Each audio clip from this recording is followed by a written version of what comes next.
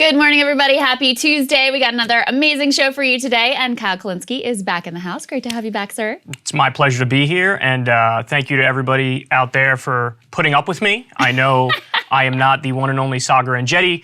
I promise you he's going to be back next week, so just a little bit longer. People loved you yesterday, though. People were happy to see you in the chair. It was a little bit of a mixed reaction. No, it was not a mixed reaction. It was overwhelmingly positive, but I'm sure you found like two things that were negative, and those are the ones that stick with you. You know, I don't really look at criticism much, but I watched it back and I have some criticisms of myself. Like, I have to try when in Rome to be in Rome. And so the vibe of this show is more professional and less cursing. And I'm still in like secular talk mode, or I'm just flying off the wall. Right. But that's who you are. That's fine. That's true. But I will attempt to reel it in 20% because I do think that was a fair criticism. I mean, I watched one of our videos and I was like, Jesus Christ, dude. What are you, pirate? Sailor? There's a fine line between, and we've seen this in other programs, when someone fills in and they try to like parrot the way that the person who normally does the show is. So like that's not good either. So there's a fine line between being yourself and bringing the things that uniquely make you Kyle Kulinski to the table and also fitting in with the show. So yeah, if I was too like prudish isn't the right word. If I was too like attempting to be professional and buttoned up, people would be like, look at this prudish, uptight lefty who's being like a typical elitist lefty. But then when I'm myself and I curse a little too much and stuff, people are like, bro, you're filling in for Saagar, so like relax. Yeah. Can't do all that. I thought you did a great job. Well, thank you very much. I appreciate it. To the table, which is why we have you here and why we have you back. Lots of good stuff to get to today. We're going to break down first to start with the details of the reconciliation bill. We got some new information yesterday. Josh Hawley made an incredibly hilarious, cringy argument against the infrastructure package. If you could even call it an argument, it's mostly just like a word salad of conservative buzzwords at this point. A groundbreaking report on just how quickly climate change is accelerating and how some of the damage may be irreversible, but that does not mean that we should give up hope and not try to do anything about it. AOC made some new comments about whether or not she would primary Chuck Schumer that are getting people's attention.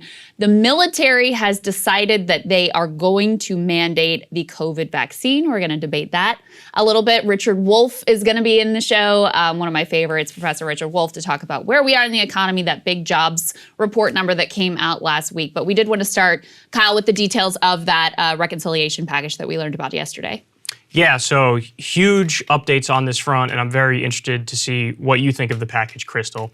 So let me give you guys some of the specifics that we just got on the budget reconciliation bill from Bernie and the Democrats. So Jeff Stein lays this out for us, guys, if you could throw that up on the screen. Bernie Sanders says budget includes child tax benefit, universal pre-K, paid family and medical leave, tuition-free community college, lower prescription drug costs, dental, hearing, and vision, Medicare expansion, housing, home care, major climate money, immigration, also lower Medicare age, I'm surprised that's still in there, Obamacare expansion, increasing physical supply. I don't know what that means. I don't know what that one means either, Jeff, even though Jeff's usually phenomenal at this. Too many climate and clean energy plans to summarize here.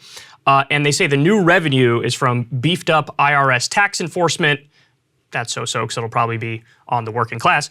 Taxing the rich, taxing corporations, fees on polluters, and Medicare negotiations. So, I mean, there's a lot there. Let me just pause you. I actually think on the beefed up IRS tax enforcement, I'm less cynical than you, because I think they already tax enforce the working class as much as they can. That is true. That's fact. All the money to go after is with the rich people. So I am actually a little hopeful there. Okay. Well, I mean, I hope you're right. But overall, what do you make of this overall? Because there's a lot in here, and it's more than I suspected, to be honest with you. Yeah, so listen, if these provisions actually get passed into law and you end up with universal pre-K and tuition-free community college, and it was actually ended up being controversial, the idea of negotiating, Medicare being able to negotiate drug prices, which would be huge cost savings. Like, the fact that that's controversial is ridiculous, but anyway, it ends up in there.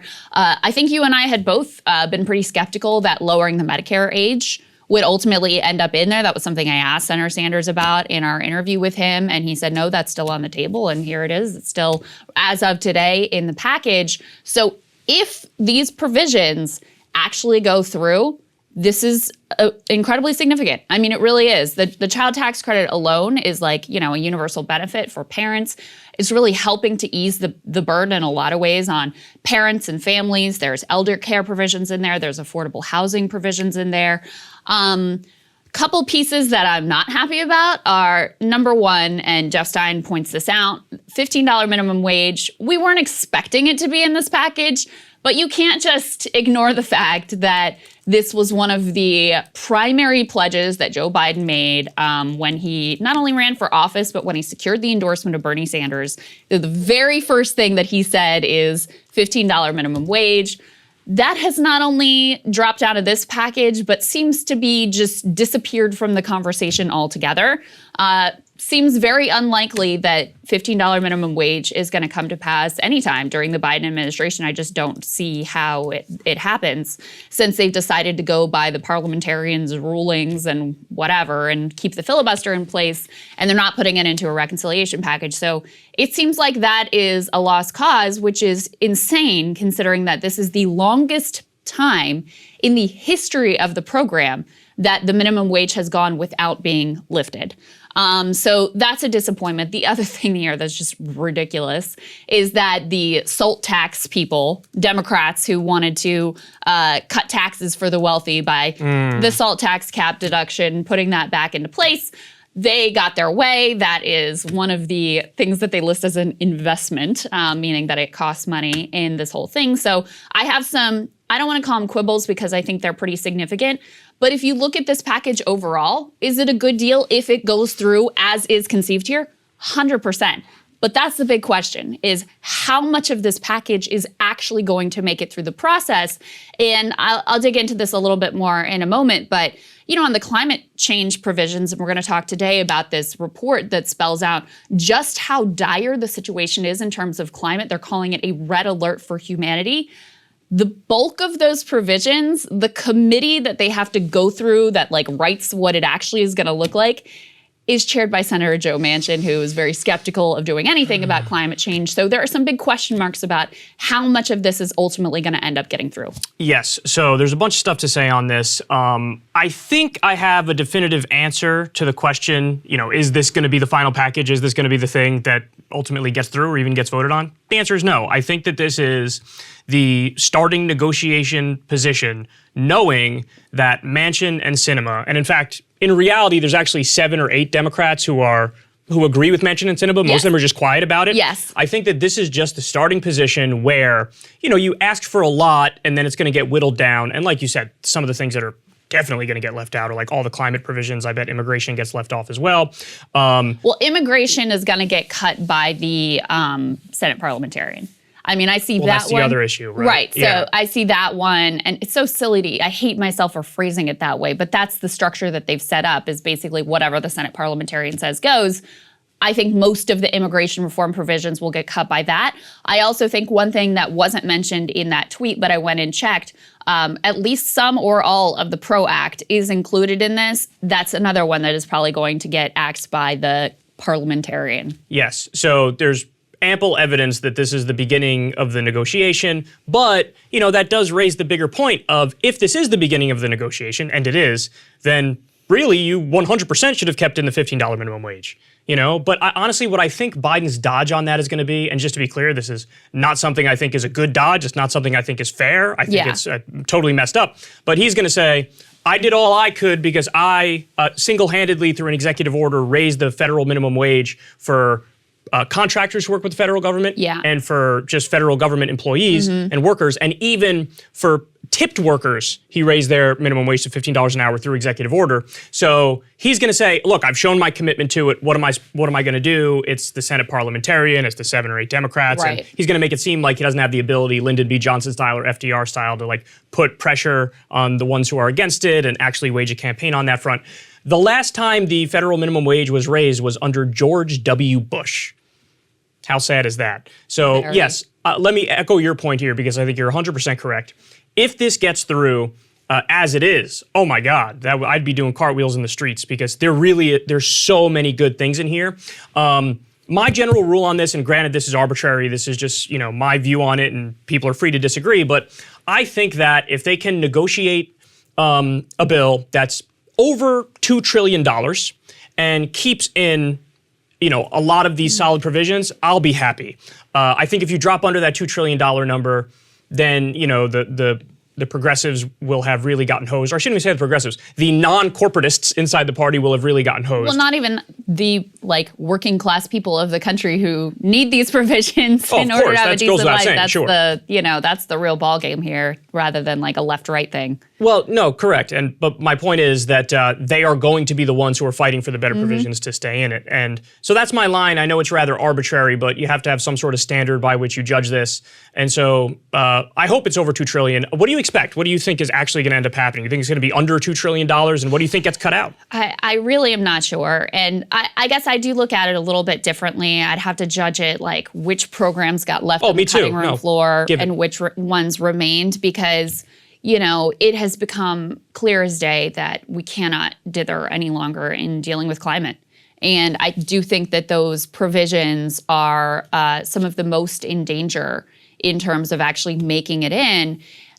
It's in part because, like I just said, the Natural Resources Committee is headed by Joe Manchin.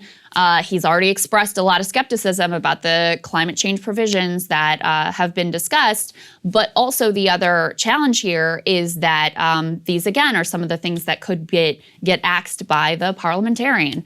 The big marquee policy that they're pushing here is a renewable energy standard.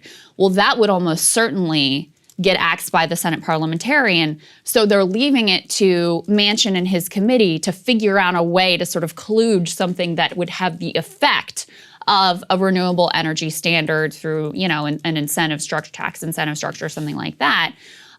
So how well will he write those rules? Will it actually pass muster and scrutiny with the parliamentarian? Those are the pieces that I'm probably most concerned about. So if you had all of these other, it's really tough because there's so many things in here that would really help people, right? Mm-hmm. Paid family and medical leave. 2 years free community college.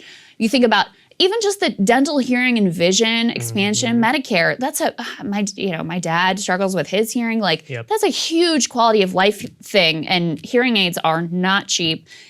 So these are real, tangible benefits that would improve the lives of millions of people. So I think I'll just have to judge it on its merits when we learn the final details here. But the piece I'm most concerned about is how strong the climate provisions actually are. That's the piece that got stripped out of the infrastructure bill, the bipartisan effort. Most of the climate change, most of the sort of transformational climate change provisions were taken out of that. They were punted to the reconciliation bill, and a lot of that has to go through Manchin's committee. And then you also have the other piece that they're talking about with climate is the conservation corps that would create, Bernie's saying, hundreds of thousands of jobs for young people in renewable green energy, which is awesome. But all the experts are saying the most transformational potential provision there is this renewable energy standard. So we have to see how that ultimately is crafted.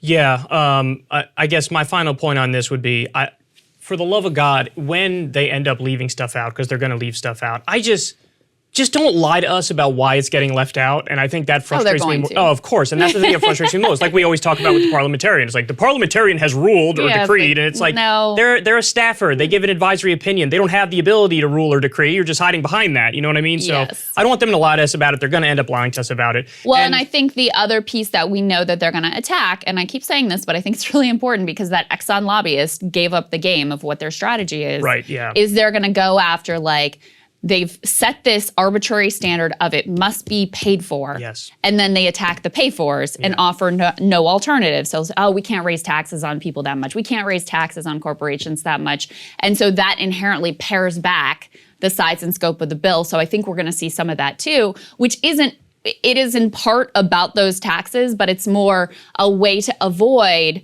saying, hey, we're not going to give people universal pre-K when it's an incredibly popular program. It's a way for them to have to avoid making the case against programs that they don't want to see, but which are dramatically popular. It's not discussing the merit of the issue in question. It's basically hiding behind more procedural nonsense or dodging, and so that's annoying. Yeah. And also, let's just be honest about what happened with Schumer here, because I believe it was Ryan Grimm who reported not too long ago that Chuck Schumer was working on getting that $15 minimum wage into the next reconciliation bill. And then you find here, not true. Forgot about that. Yeah, it's, that's the worst part, of course, is $15 minimum wage getting left out. But, if it gets through as is, I'll take it. If it's some provisions are stripped out, but it's still overwhelmingly good, I'll take it. But cross your fingers, because I don't know if that's going to happen. Yeah, well, and I do also want to say that there is zero doubt the package would not be this good if it wasn't Bernie Sanders, who was chair of the budget committee right now. Totally. And so,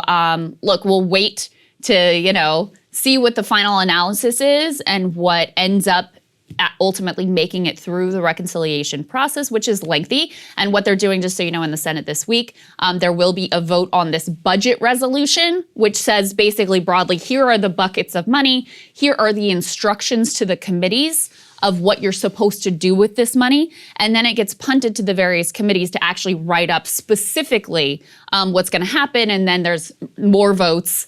And then it goes to the House, and they have to, that's why it's called reconciliation, they have to reconcile their own version. So it's a long process that kicks off this week. But the vote this week, just on the budget resolution, or at least it's supposed to happen this week, on the budget resolution will give us a significant sign of what the ultimate price tag and kind of outlines of the program is going to be. So that's where we are. Yes. Kyle, you also were looking at some comments from Senator Josh Hawley on the bipartisan infrastructure bill. That's right. So let's jump into it here.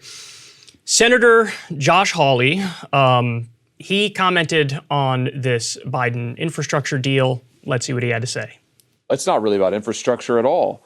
It's about woke politics. Why is President Biden so enthusiastically for it? Because it advances his far left agenda. The Green New Deal, elements of it across this bill, the climate change agenda, it's stuffed into this bill, quotas for this, that, and the other in this bill. So this is a bill that is about the woke political agenda of the left. It is being paid for with this massive pork barrel spending. And I just hope Republicans will open their eyes to what's actually in the bill. When you get a bill this late in the process that's 2,700 plus pages long, sometimes it's tempting not to actually look and see what's in the bill. Folks should look and see what's in this bill. I think it's going to be awfully hard to explain to Republican voters that we have gone along, or some Republicans have gone along with this kind of an agenda, this sort of a social agenda, this kind of pork barrel spending. And so I think it's absolutely vital that Republicans take a principled stand and say we're not going to be part of Joe Biden's left-wing agenda. We're not going to advance his woke political agenda. We're going to stand up for the principles that we share and believe in as Americans. We're going to stand up for some basic fiscal responsibility. And for those reasons, we're going to vote no on this bill. Thanks for having me. Basic fiscal responsibility, Kyle. So he says this is woke politics and this is Biden's far left agenda. Well, listen, I'm going to tell you guys exactly what's in the bill. We have $110 billion in new funds for roads and bridges, $39 billion for public transit, $66 billion in rail, $42 billion on ports and airports, $65 billion with a goal of providing broadband internet to all Americans, $7.5 billion into a national network of electric vehicle chargers, $7.5 billion towards electrifying buses and ferries, $28 billion on power grid infrastructure, $46 billion to mitigate damage from floods, wildfires, and droughts, $55 billion on clean water infrastructure, particularly to eliminate lead pipes and other dangerous chemicals that are in today's service lines, $21 billion to clean up Superfund sites and mines. I'm just giving you guys a little sampling here, but the bottom line is, the point is, this is as traditional an infrastructure bill as you could get, and allow me to say, the bill had actually gotten better over time, because I remember originally there were some questionable things in there that were effectively regressive taxes on working class people that I opposed. That's right. And then over time, a lot of this stuff was stripped out and a lot of this stuff got better. So we're talking about as traditional an infrastructure bill as you can possibly get. And this guy, who likes to embrace the idea that he's a populist, now says this. And in fact, let me go ahead and show this tweet that he said. He said this not too long ago, by the way. So Hawley said, Republicans in Washington are going to have a very hard time processing this, but the future is clear. We must be a working class party, not a Wall Street party.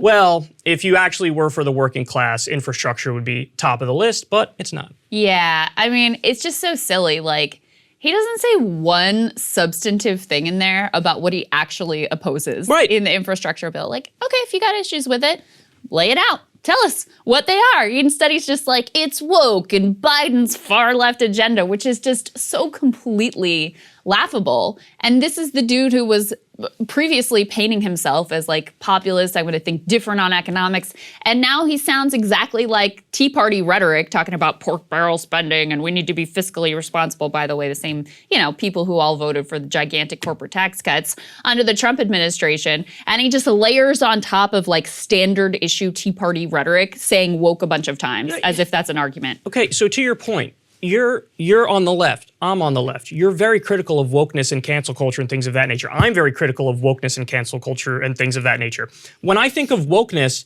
I think of like identity stuff or banning speakers from college campuses or joke policing. Yeah. There is nothing remotely woke about an infrastructure bill. Not like telling you what pronouns to use with your bridge or whatever. Exactly. So stupid. To your point, they just sort of throw the buzzwords out there and say, it's woke, like, it's bad. No pun intended, like it's a Trump card, like I win the debate because I said you're woke. It's like, it's so disingenuous. And I also want to go ahead and let everybody know, listen, Josh Hawley, yes, he was for the $2,000 checks, which is something I gave him massive credit on, because that's not something you see from many other Republicans. It was basically him and Trump, and then a handful in the House who were for it on the right. Yeah. But listen, this is a guy who is also for so-called right-to-work legislation. And right-to-work is really right-to-work for less, because non-union states make 11% less than union states.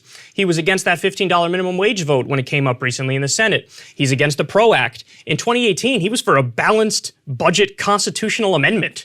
Like, you can't say... this guy's just totally a hollow shapeshifter. That's exactly right. Like, exactly right. It's all just about political ambition. And there was he had a test case that he ran back in December and January. In December, he was there with Bernie pushing for the checks, and he got all kinds of shit from Republicans for that. Did not have a gigantic fundraising boon from fighting for something that was actually good. Then January 6th happens, and he's out there pictured with his fist in the air. Yeah, go on, insurrectionists, storm the Capitol. Raises millions of dollars, and much, his esteem and his clout within the Republican base is much lifted from that one moment. We have this Axios tear sheet that we can put up there that spells out the numbers. So Hawley's donations, individual donations, shot up 3,552% based on his abhorrent behavior on January 6th and totally like shameless and embarrassing way that he conducted himself. They have other people here. Ted Cruz, who also was terrible, 832% increase. Matt Gaetz, 752% increase. But Hawley was the real winner here. 3,552% increase compared to the first 6 months of the 2019 cycle. The other people who have had huge fundraising boons are like the Liz Cheneys of the world, who are like famous on the other side of this and are getting all kinds of like resistance liberal money. People who didn't distinguish themselves in terms of Stop the Steal and January 6th basically flatlined. And this guy, Doug Hay, who's like, I think he's like a Republican strategist type, but he had a good quote. He said, it's not an exaggeration to say that one picture, the fist in the air, shameful picture, is worth $1 million. So he ran this test case. Let me try doing the $2,000 checks and see how that works out for me. It was, challenging for him within the party. He got no fundraising bump. Then he does what he did on January 6th, and this is massively successful for him. So ever since then, he's decided, like, culture war all day long. This is who I am. Let me just say woke a million times. Let me hug Trump as closely as I possibly can, because this is clearly the most effective path for me to achieve my political ambition, which is ultimately what this totally vapid and hollow person is all about. It's pathetic. It's vapid. It's non-substantive. And there's one other thing I really take issue with that he said there.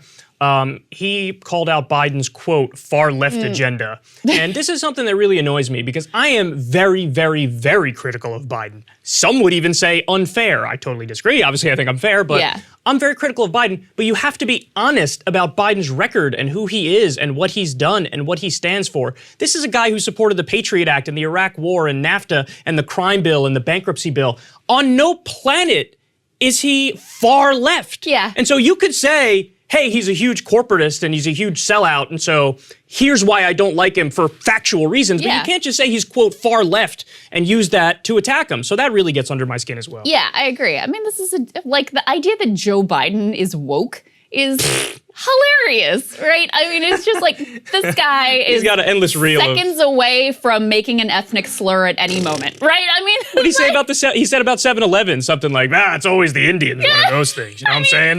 The idea so that woke. he's like some woke mob type of president is so ridiculous. This is a dude that when activists were saying defund the police, he put out an op-ed saying, we're going to increase funding to the police. That was his response. So it doesn't land or fit at all. And I actually think that they kind of know that. It hasn't worked for them, turning him into this like woke far left villain, but they're going to keep trying because they don't really have anything else to do.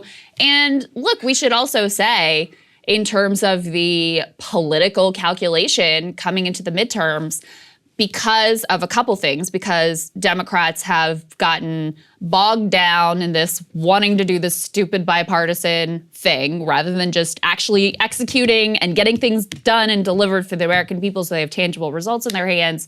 So that, and then you have, a Republican base that is really agitated and angry and fired up. And the third factor is that Democrats knew that if they were going to defy history and hold on to power during the midterms, that they were going to have to do redistricting reform, but they're not going to do it because they don't want to get rid of the filibuster. So they've essentially hamstrung themselves, and I think they're pretty screwed in the midterms, frankly, even though the Republicans are absurd and silly and ridiculous and don't make a single coherent argument about anything. Yes, the Republicans are all in on the culture war, and they're really repping those arguments. And the Democrats are all in on, let me not brag about any of the good things I did, and let me not push for very many other good things. Yeah. And so if you're not going to brag about the good things you did, and you're not going to very vocally push for other economic good things, well, then, the culture war argument can effectively win out because at least they're offering something, whereas the Democrats are offering utter silence. And the Democrats, we learned recently, they are planning to run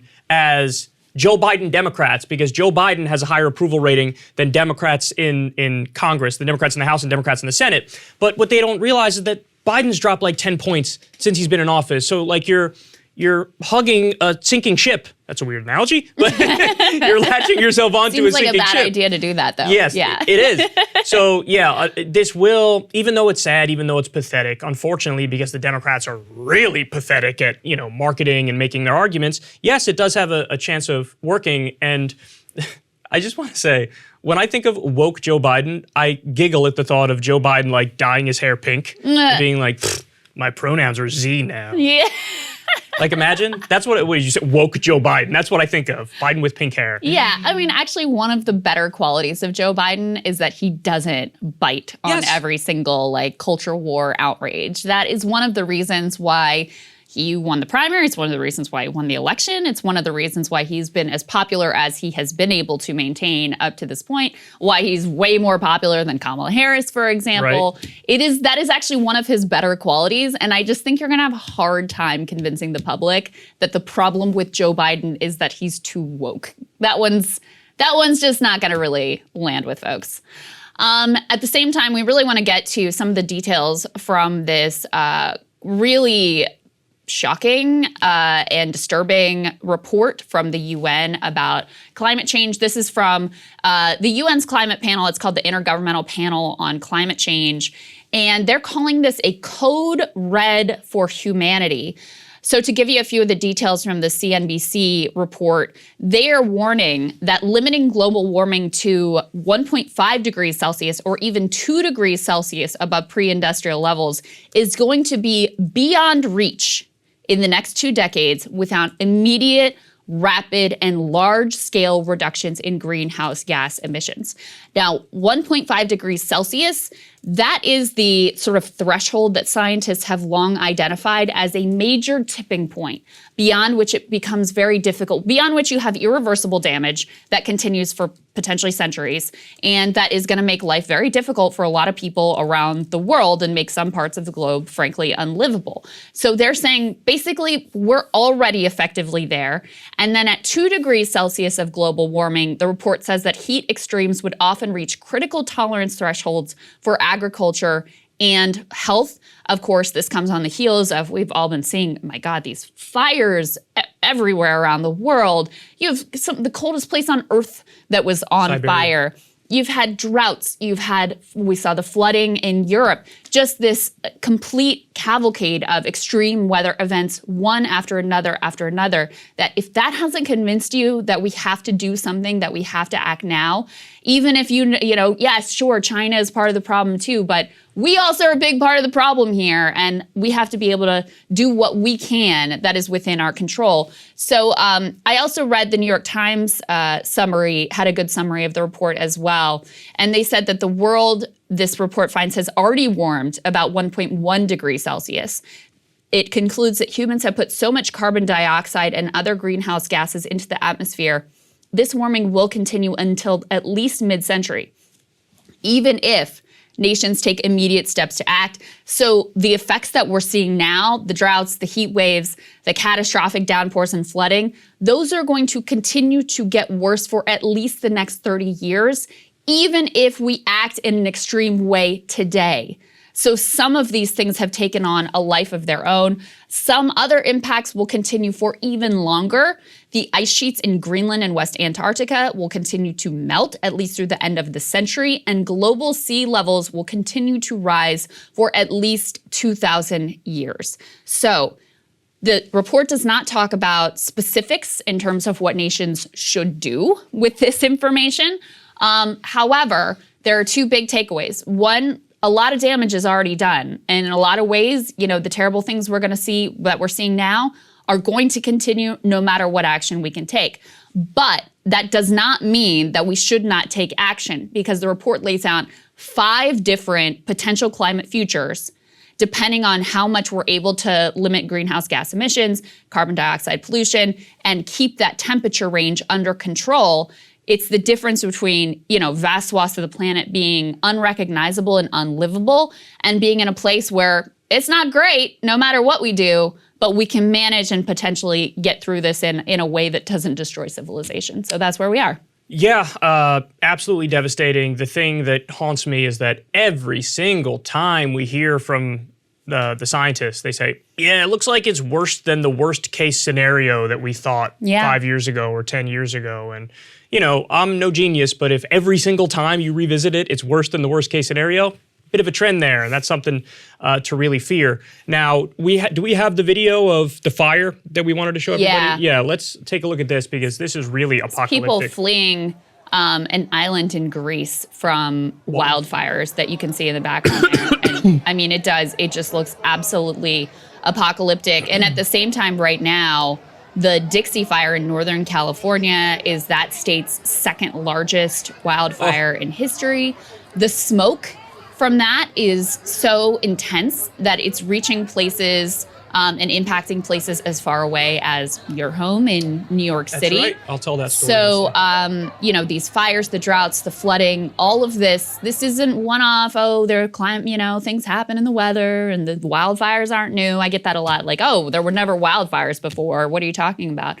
Well, the scientists are saying the amount and the intensity of all of these things would not be possible without climate change. And I was just reading as well, Seattle, which normally has very temperate and rainy, almost rainforest climate, are in for another triple-digit heat wave, unprecedented, after they just had multiple other record-breaking heat waves. So this is the cycle that we're in, and the failure to act to this point has already created devastating consequences. The best we can do is keep it from getting even worse than the track that we're already on. So to your point, Seattle was a lot more like Phoenix there for a while. I think they hit 115 degrees. Insane. It was so hot that some of the roads were buckling. Right. Yes. And a lot of people there don't even have air conditioning. That's right. Because Seattle is not supposed to be 100 degrees. I think it's over 50%. That's what I read. It was some freakishly high number that I couldn't believe. I mean, yes, so it absolutely scary. People died as a result of it. The thing you said about New York, yeah, it was a very strange experience, because usually this time of year in New York, it's sunny all the time. And, there was like 4 or 5 days there where it was just, it's not like anything I've ever seen, because it clearly wasn't cloudy. It was just like really hazy. And then come to find out, yeah, this is the smoke from the giant wildfires out west that made its way all the way across the US and parked itself over New York for days. And I was like, this is crazy. I've never seen anything like this before. And there's a few facts that I think are underreported, which really might help move the needle a little bit in the climate change discussion. But I remember a few years ago reading an article about how the Middle East at some point is going to become uninhabitable. And that some point is actually rather soon, relatively speaking. By 2100, it could be uninhabitable. Wow. And then guess what, guys? When you have a Middle East that's uninhabitable, you're going to have a giant immigration crisis, the likes of which we've never seen before, that you can't compare just the Syria and the Iraq situation to this. It would be far, far worse than that. Yep. And then, of course, we've discussed the wet bulb temperatures before, where there's a temperature where it's uninhabitable for people to live that involves not just the dry heat, but it's humid heat. And that, I remember being surprised. That number was actually lower than I thought. Wasn't it like 88 degrees with humidity above 90% or something like that? Something like that, yeah. And so there are going to be a number of places that basically uninhabitable. But I do want to give everybody a little bit of hope, even though it seems we sound really grim and pessimistic, because there is a way to look at this that is positive. And the way to look at it that's positive is, take the Great Depression, for example. Really, ultimately, FDR viewed that as an opportunity to remake the country, remake the economy, get people to work, do something positive. And as terrible as climate change is, yeah, if you do a New Deal and you basically retool our economy and go 100% in the direction of renewable energy, then you absolutely can have the inevitable patents for the next generation. Yeah. So this can be a giant boon to America and American industry and working people. We just have to dedicate ourselves to that path and really invest in that path and basically take lemons and turn them into lemonade. Because if we could use this towards, a brighter future, towards people working, towards retooling our economy for positive ends, honestly, then it really is an opportunity. Yeah. And that's the only silver lining I could think of. But if we don't decide to go down that path, we're screwed. Yeah. No, I mean, that's it. And that was the real innovation of the framework of the Green New Deal. First of all, framing it in those New Deal terms, and also leading with job creation and making sure that, it's not what the typical tension of like, oh, well, you're going to fight climate change and I'm not going to be able to feed my family. Right, you're going to ruin jobs. Sorry, yeah. I'm focusing on my family and future generations. Good luck to you. Of course, that's been, vilified, demonized, not just by Republicans, by the way, but actually I think Democrats have been far more effective at demonizing the Green New Deal and taking that off the table than Republicans have been able to. I mean, there's a few things that I think. First of all, it just makes it absolutely clear what complete evil villains these fossil fuel companies have been, that have hid the science and lied about the science and continue to lie and obfuscate and try to convince people that there's going to be this like miracle technological solution that we'll be able to keep doing everything as we are. We're just going to come up with this, miracle technology that makes all these problems go away so that we can keep making our profits the way that we have been and you guys don't have to change your behavior and any of that. So that's one piece. But the other thing, to your point about a sort of New Deal style or World War II style mobilization, which is what we hear, the rhetoric we hear from politicians all the time, including Joe Biden, is like, we got to have a World War II mobilization. We got to act. I saw he tweeted something yesterday like, the world can't wait. We've got to act. Yeah, you are the most powerful person on the planet. And the Gravel Institute actually tweeted this like, dude, you're the president of the United States. You are the most powerful man on the planet. If someone is not acting, that someone is you. And as we were discussing earlier, imagine the insanity of saying and maybe actually believing this is a red alert for humanity. We need a World War II style mobilization. And then being like, but if the parliamentarian says no, well, maybe next time. I mean, that's insane. That is truly insane. But the unfortunate part of the problem with climate change is it's not an issue that our political system, or apparently any political system really, though some countries do a lot better job than we do, is set up to handle well. Because when there's a clear, like a villain or a clear and present danger that's gonna, threatening life like tomorrow instantaneously, we generally at least used to know how to get our act together and mobilize and deal with that threat, whatever the cost, and rearrange society and impose burdens on some people in order to be able to get that done. But when it's this slow-moving crisis where it's amorphous and there's not one clear villain that you could say, that's the bad guy and let's all rally around the flag and go out and get him, it's very, very difficult to get people to actually respond because everyone's living in this denial of like, my family is ultimately going to be okay. Yeah. You know, everybody's living in this denial of not really having the imagination to understand what, like you said, with the potential massive migration flows and the way that that could upend politics and create war and catastrophe and, I mean, just the most like civilizational dire consequences that you can possibly imagine. So that's why there's just been, and you couple that with, like I said before, the fossil fuel industry being the worst actors possible, and plenty of politicians, all of the Republicans, and plenty of the Democrats as well, doing the bidding of those companies at the expense of, you know, the best interests of the country and the planet. And you end up with the situation that we're in right now, where even in the best of circumstances, if we act today, if we implemented the entire Green New Deal today and like took dramatic steps that aren't even on the table now with what Joe Biden is saying, you still have at least 30 more years of the type of events we've been having getting worse and worse and worse. So I have a lot to say about that. First of all, I do put a little bit of the blame when it comes to the issue of the Green New Deal. I actually do put it on some of the people who crafted it, because it should have been very targeted and specific and focused as a New Deal with an emphasis on jobs programs, and those jobs programs really are in the spirit of and in the vein of and in the direction of green technology, renewable technology, reworking our energy grid, so on and so forth. Yeah. And unfortunately, it really did become this grab bag of every single left-wing idea that you could think of that really had nothing to do with the original idea of a Green New Deal or a New Deal. So I do put some of the blame on them, but really, I mean, just go back to the drawing board and start pushing it as what I'm talking about and what you're talking about, and then, yeah, maybe the conversation will change. But unfortunately, I do think they messed that up. You made a good point. I do think that human nature, there's something in human nature where we can't conceive of a threat that long term. So everybody just defaults to, well, I'm okay now and my family's going to be okay, and so we're going to handle it. But since it's so far out, it's like people feel like, this isn't all that tangible because we have all these more pressing issues. Yeah. And that's a flaw in human nature. I think it really is. And then the final thing is, to your point about big oil, I actually think it's worse than that. I don't think they're like colossal immoral actors. I actually think big oil is amoral, because the whole point of being a corporation is that you're an amoral machine and all you're trying to do is maximize profits for your shareholders.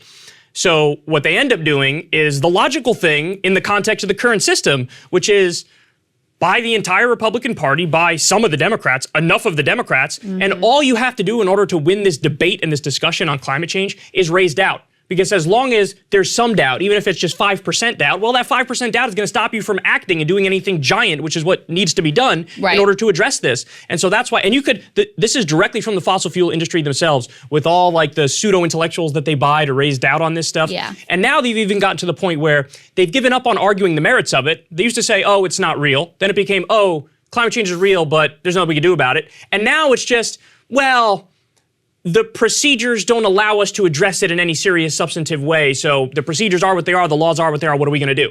So they keep moving the goalposts, but yeah, hopefully, you just hope that at some point there is no more doubt and we can really act in a serious way. Yeah, their strategy now is to, number one, back solutions that they know have zero chance of politically passing. And again, this all comes from this ExxonMobil lobbyist. And that conversation was incredibly revealing. That was leaked from an environmental activist group in the UK.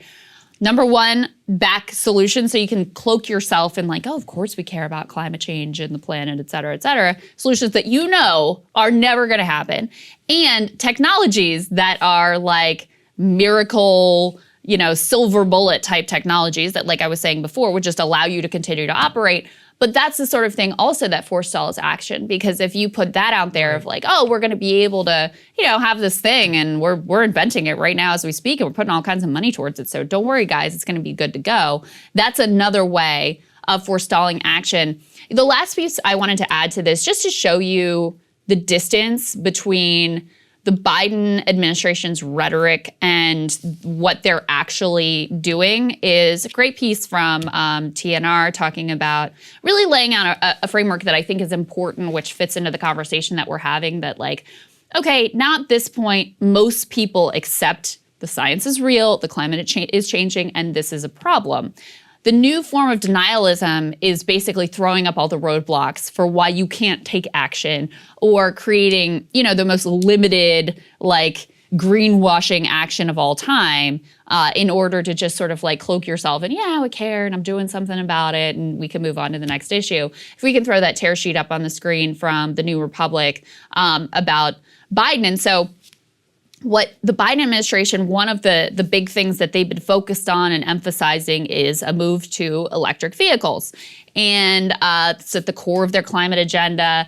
And they write here, this is Kate Aronoff, she writes, their thinking is that with the right incentives, the U.S. can transform a historically important sector into an engine of green job creation and decarbonization.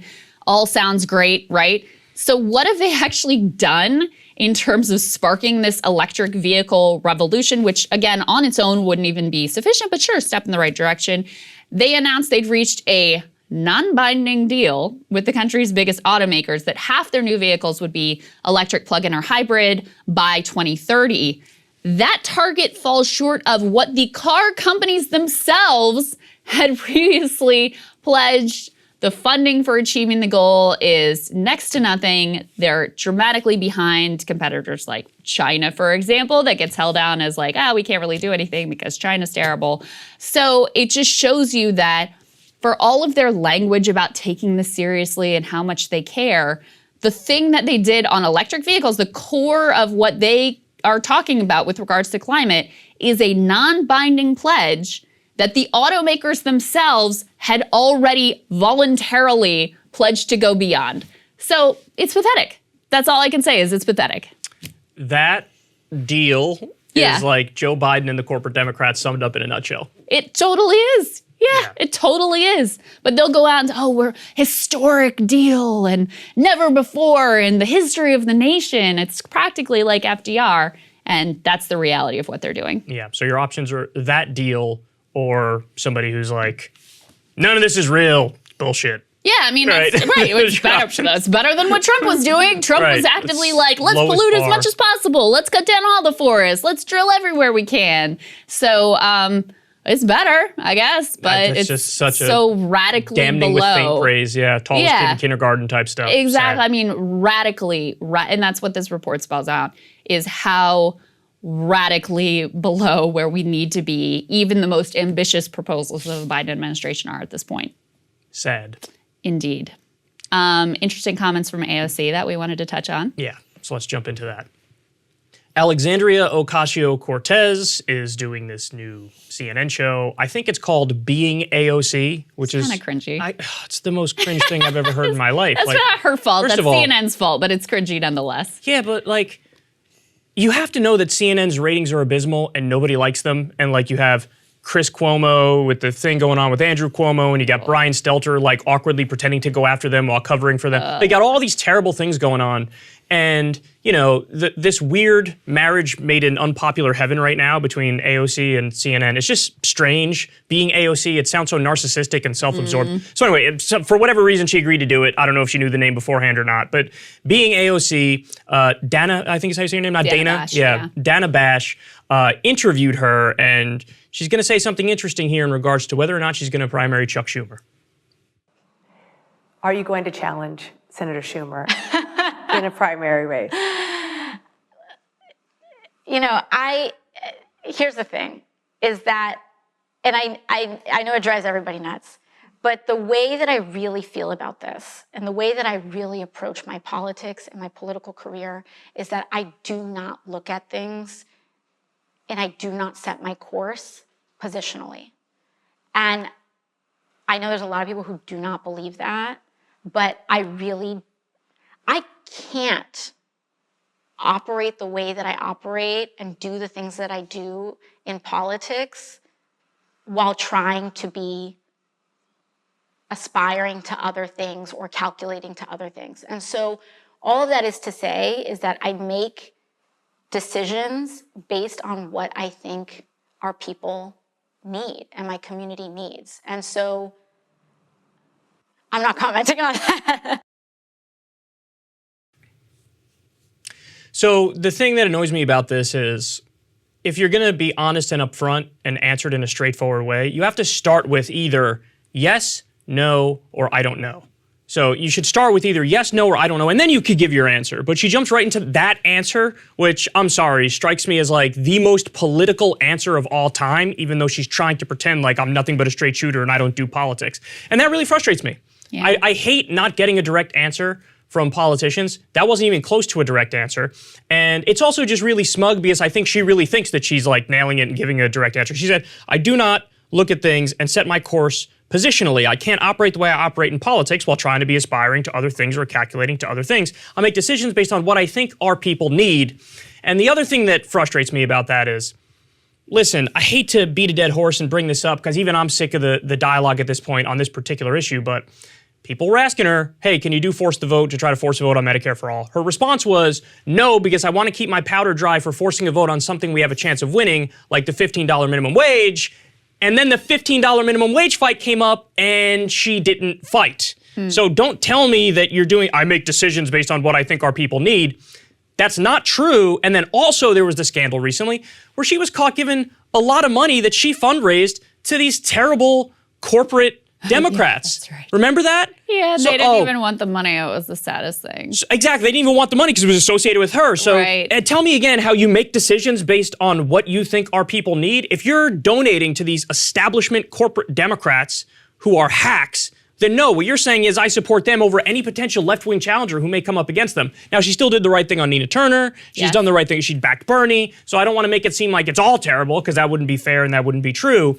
But I think you're immensely political, AOC. I think you're immensely political. And when she backed Bernie, I mean, it was literally when he was in his hospital bed. And, you know, true. It was at his lowest moment. And so a lot of credit for doing that. Sure. And we've seen the way that other politicians act. So I do think that's important to add to the conversation. But, you know, it's funny in her response, which I agree with you, it's sort of, it's an interesting case study in the way that younger politicians speak in a typical politician kind of way. Right. Because there's different jargon. There's a kind of like feigned vulnerability or, you know, I'm confiding in you. Feigned vulnerability, right. Yeah, I mean, that's what it feels like is I'm really going to like pour my heart out here and use these sort of jargony words like positional or whatever she said there. But ultimately, the end state is the same as the typical politician dodge, which is that we don't really have any greater insight, and you took a lot of time and used a lot of words to basically say, like, we'll see, you know? Yeah. But I also think contained in this incident is a really important lesson about how much power she and others in the squad and other left-wing members like Ro Khanna, et cetera, could have and exercise, because even the fact that she's given these squishy, uncertain answers and left open the door to potentially primarying Chuck Schumer appears to have had an impact on Chuck Schumer. And it shows the power of this was the original Justice Democrats concept and idea of like, if you have to worry about your left flank, that's going to change how not only can we change the members of Congress and the people who are actually there, but it can also change the behavior of some of the members who were in Congress. Ed Markey is another good example of this. Since he got reelected based on like a left-wing coalition, some of his behavior in the Senate has actually gotten better because now that's his constituency. Those are the people who put him there. And so they have power with him. So with Schumer, the most notable thing, and we can put this tear sheet I think we have up on the screen here, is he really made a big and loud fuss with Elizabeth Warren about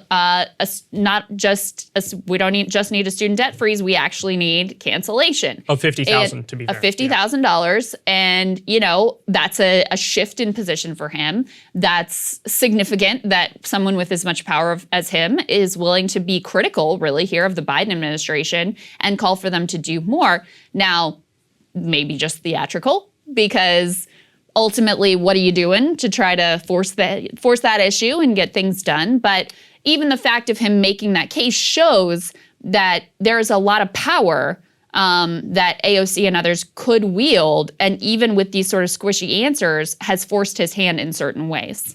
I think one of the reasons why this annoys me so much is that when I co-founded Justice Democrats, my conception of it was a left Tea Party, effectively. And part and parcel of that is like, I want you to make enemies of the media. I want you to make enemies of Republican leadership. I want you to make enemies of Democratic leadership.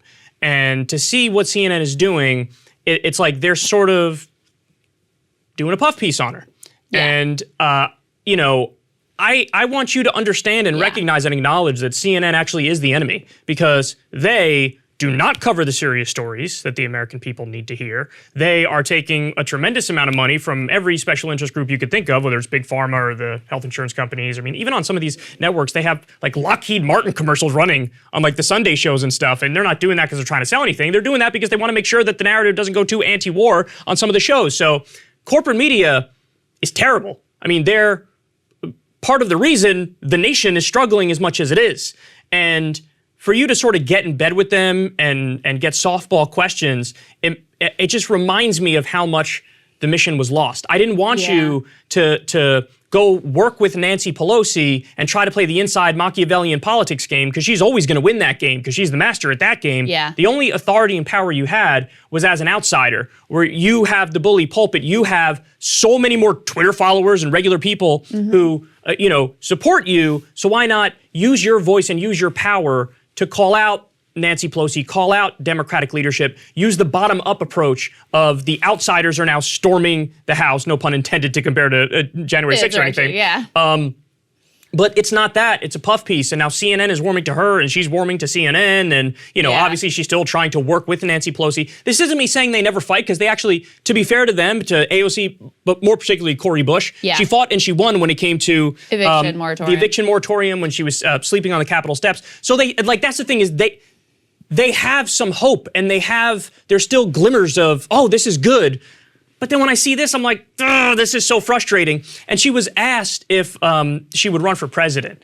And her answer was something along the lines of like, well, I don't want to say no because I don't want little girls out there to not aim high. And it's just, if you come across like a smug, arrogant narcissist, it doesn't matter how many puff pieces they do on you, you're going to get routed even by Chuck Schumer in an election. And that's the saddest thing I could ever think of. Imagine Chuck Schumer beating you in an election. Yeah, well, we saw those. These numbers were a little suspect to me. There were primary numbers that came out in New York with regards to Cuomo and his downfall. And AOC was one of the candidates that they tested against him in a primary, and he smoked her. He had like 26. And everybody else, and it was like, it was very grim. It was very grim numbers to look at. But again, they're very different from the other poll numbers that we showed you yesterday. So I'm just gonna sort of like wait for the polling to settle in some kind of direction on him, because these were polar opposite of what we'd seen before. But, I think you're correct that like you see these glimmers, not just with Cori Bush and the eviction moratorium. So far, the left has held a pretty strong line on reconciliation and the infrastructure bill of like, we are not voting for your infrastructure bill until we have the reconciliation deal. So there's kind of a test going on right at this moment. But I think you raise a really interesting point about just the fact that CNN feels safe doing this whole series and this very like puffy, glossy interview. Just not that Bernie's perfect either, but imagine him doing something he wouldn't do it. And if they did ask him, and I could imagine them asking him because he's popular and he rates well and all that stuff, but the questions would not be these like friendly, let's just talk about you kind of a thing. And if they did, you and I both interviewed Bernie. Like, anytime you try to ask him anything personal, he just gets pissed off because he's like, this is not about me. I know. Why are you asking about me? Like, let's talk about people who need better wages. Let's talk about people who need unions. So it's a very different stylistic approach, needless to say. And I do think it says something that they feel so comfortable with her, that she feels so comfortable with them. And there's nothing adversarial there whatsoever. If Alexandria Ocasio-Cortez only talked about universal health care, the pro-act and pro-union ideas, $15 minimum wage, free college, eliminating student loan debt, eliminating medical debt, go down the list of all like the really substantive, important, serious issues, ending war. If she only talked about those things, the media would hate her. Democratic leadership would hate her. And we know this because we have the case study of Bernie, like you said, for all those years. Yeah. Yes, he's a curmudgeonly old guy, and that also leads them to not like him. But also, it is the fact that he's so substantive and he thinks the whole system is bullshit. If AOC was exactly like that, there wouldn't be a CNN puff piece, you know? And I mean, I do think, I don't want to be an asshole, but I do think she does lean too much into the identity stuff, and that makes them feel more comfortable with her. And that wasn't the original idea of going there. The original idea of going there was to raise hell and be a left-T party. And like I said, it's not all bad, it's not all wrong. They did fight on the eviction moratorium. They are fighting on the infrastructure deal. And I genuinely hope they continue doing that. And if they do that, I'll continue doing positive reinforcement. But this stuff is like, this is a good way to get everybody to turn on you. Because like I said, CNN really is not liked. And a puff piece from the not liked people doesn't make you more liked. Well, let me say this, and this is a little more brutal than I actually intend, but this style of politics turns you basically into Kamala Harris. Because it becomes like, it's about you. Yeah, and right.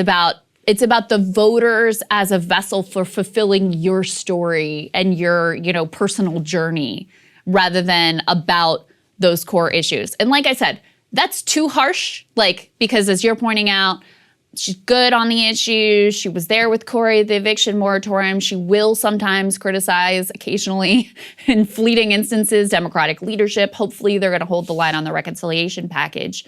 But that's the direction of those type of politics where, it's about who you are and your lived experience rather than I'm going to relentlessly focus on delivering for working class people. Right.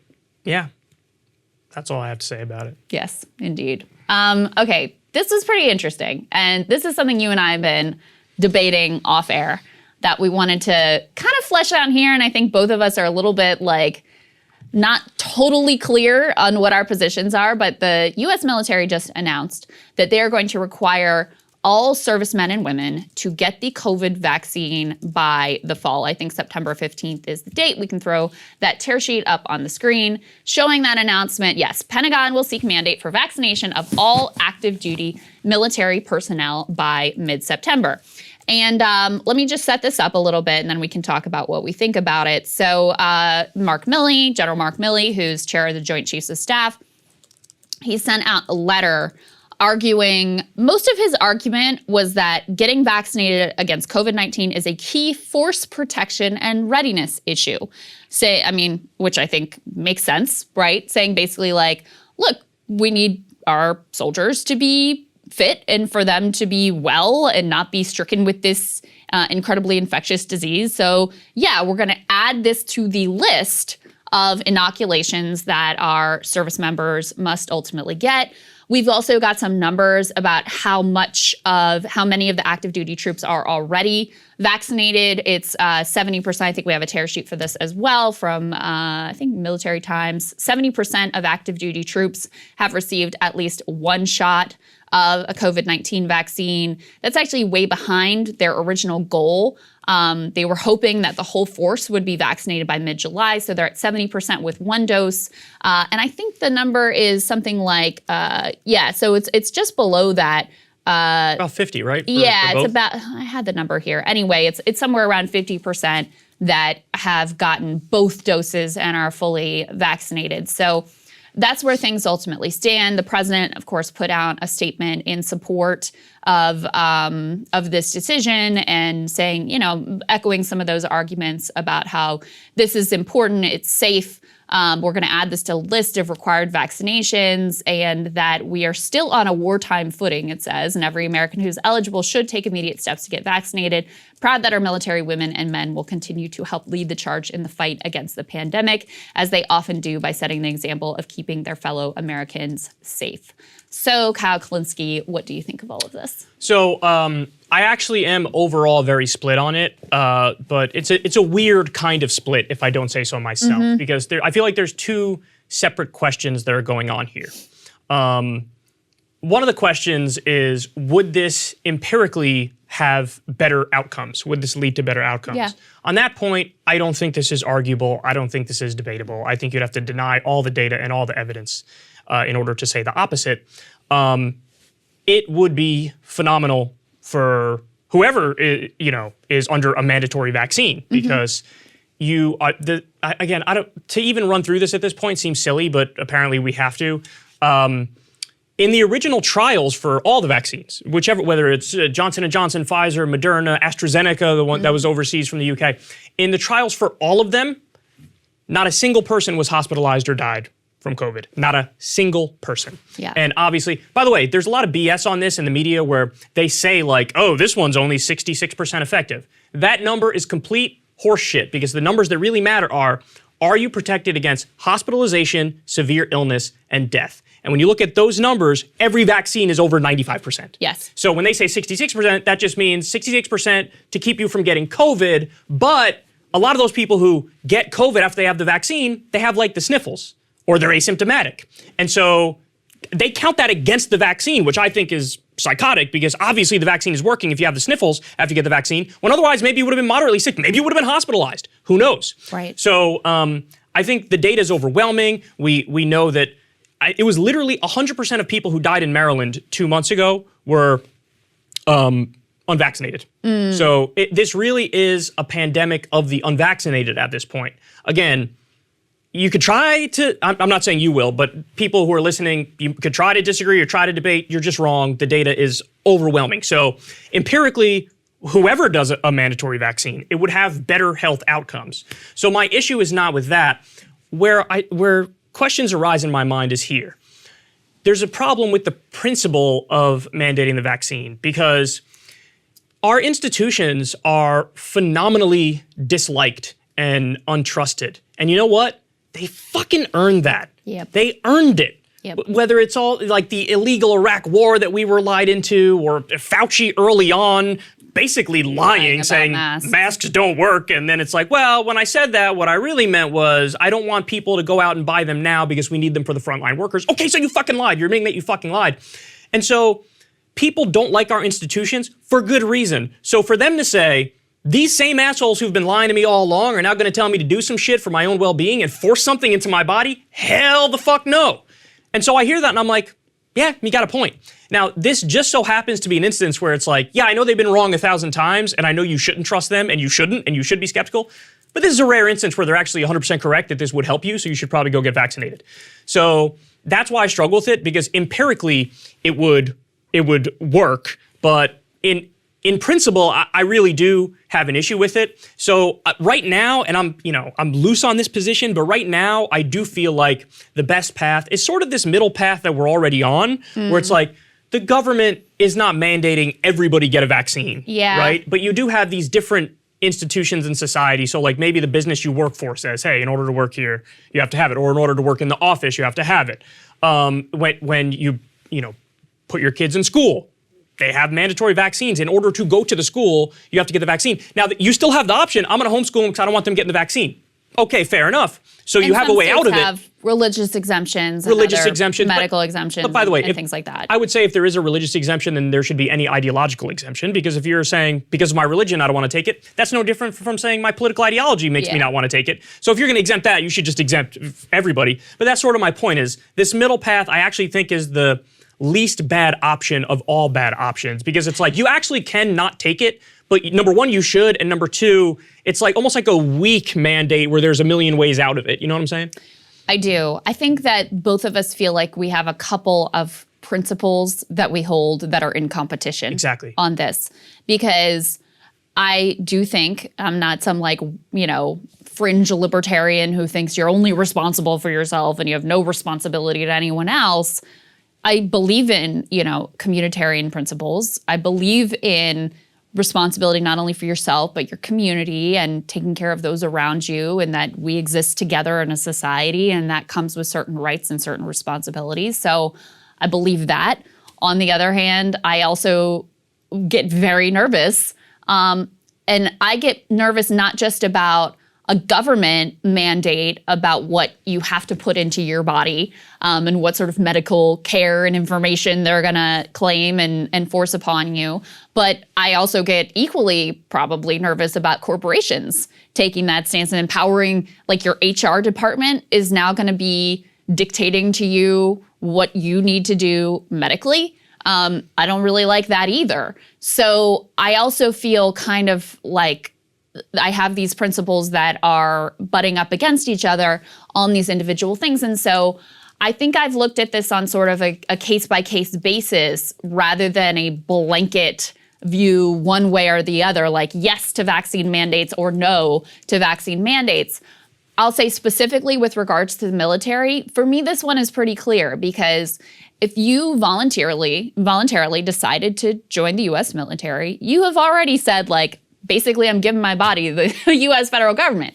And you have, you're there with your brothers and sisters who you're supposed to be, like, not only looking out for yourself, but looking out for them. You may be stationed in places around the world where people don't have access to the vaccine. So you're then, not only endangering yourself, but you're endangering people around you.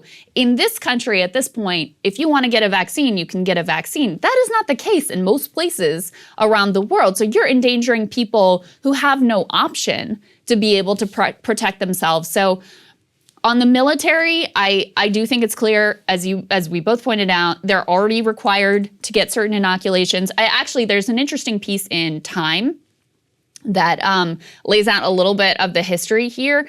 Apparently, George Washington in the Revolutionary War required all of the soldiers in the American Revolution to get the smallpox inoculation because smallpox was killing more of the troops than were dying in battle. Right. So this is literally there's a tradition and a grounding that goes literally back to the founding of the country of requiring certain vaccinations and obviously certain medical status, certain physical fitness status of the troops. I think in line with that, this makes all the sense in the world.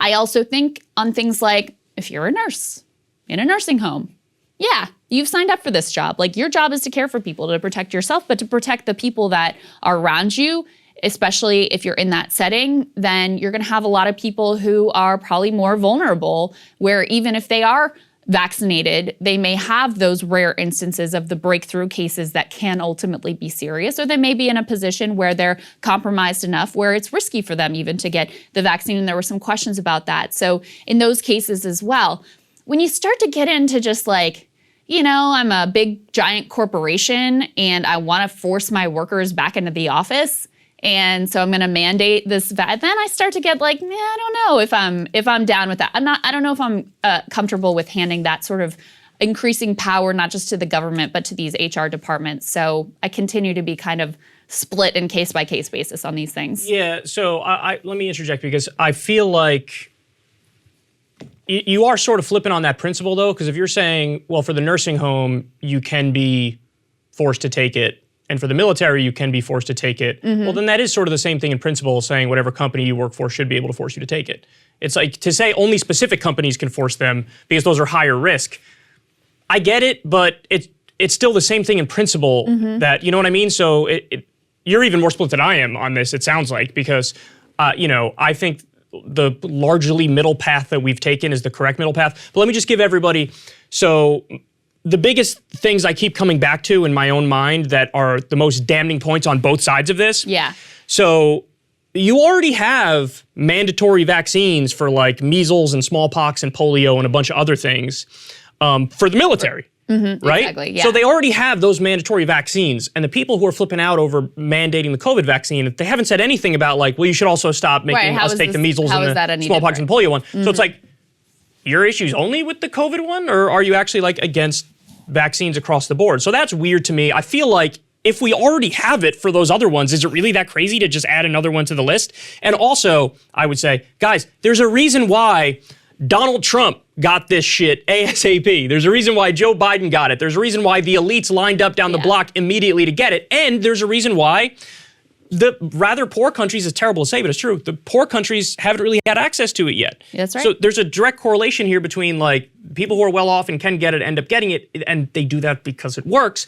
But I digress from that point. The fact that it's already mandatory for certain things leads me to think like, is this really that much different? But on the flip side of it, the Tuskegee experiments. I know. And Osama bin Laden, when they went to get Osama bin Laden, the U.S. set up, I don't know if it was the CIA or the U.S. military, but they set up a fake vaccination program. And now the vaccine hesitancy in Pakistan is through the roof because they know hey, last time they said we were getting vaccines, it was just this fake, ploy to try to tap get dance Bin to try to Laden. get Osama bin Laden. So they were lied to, and it undermined public health. So again, the institutions have abused their power a million times. You shouldn't trust them.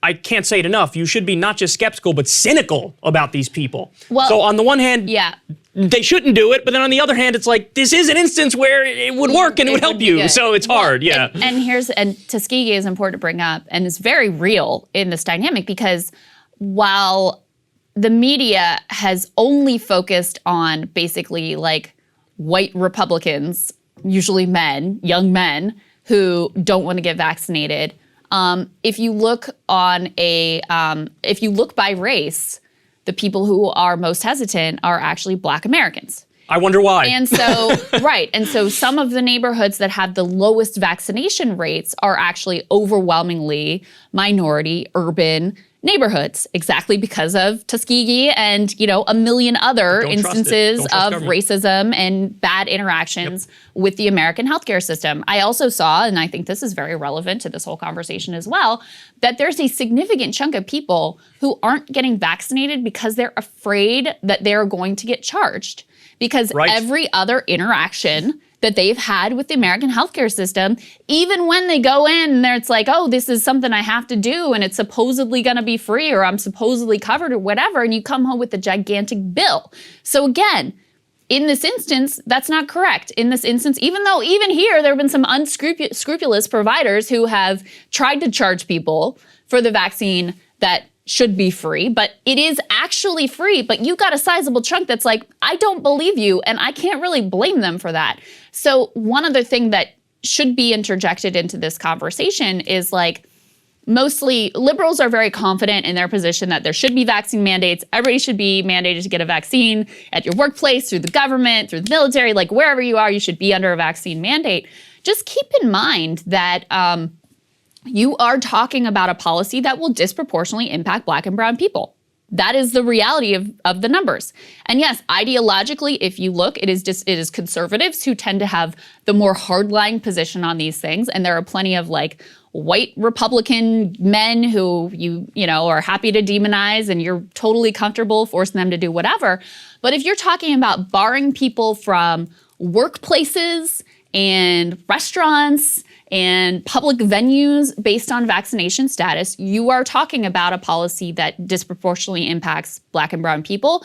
And I don't hear anyone in the media really wanting to address that, because it's much easier to hold the position if you're just talking about forcing a group of people that you don't like already, and that is essentially like foreign to most of your viewing or listening audience to do something. Yeah, and also, I mean, the numbers are what they are, as you just laid out. But also, I mean, obviously, anecdotally, I know a zillion lefties who are just, because they're so anti-big pharma, for good reason, that makes them then skeptical of the vaccine, and so they don't want to take the vaccine, and that's a real phenomenon. And again, all I would say is both things can be true. Big pharma's, they're some of the worst in the country, and they've totally bought the government, and they want to keep those prices high, and they want to price gouge you. And there's been a million examples of the unscrupulous stuff, like they'll try to get things that get approved through the FDA, but come to find out the thing doesn't work, but they basically bought off the FDA. There's all that stuff, that's totally they're real. Doing that shit right now with the boosters, trying to persuade them. That's exactly right. They are doing that with the booster. Have to get the boosters. Yeah.